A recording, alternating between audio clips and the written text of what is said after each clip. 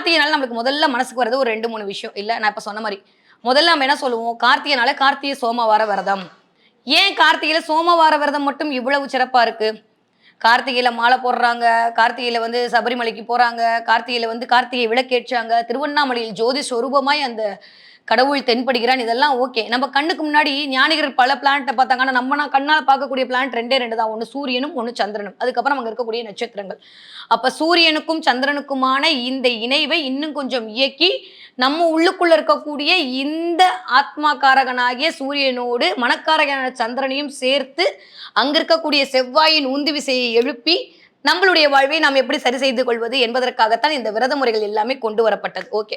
இத பத்தி பேசினா பெரிய விஷயமா போகும். இப்ப ஷார்ட் அண்ட் ஸ்வீட்டா கார்த்திகை மாதம் பணம் வரும்னு சொன்னீங்க. அப்ப கார்த்திகை மாதம் பணம் வருவதற்கு என்ன பண்ணணும்? சோமவார விரதம் ஏன் இவ்வளவு ஸ்பெஷல்? நெறைய விரதங்கள் இருக்கும்போது கூட ஏன் கார்த்திகை சோமவாரம் வந்து எல்லாராலும் சுட்டப்படுகிறது?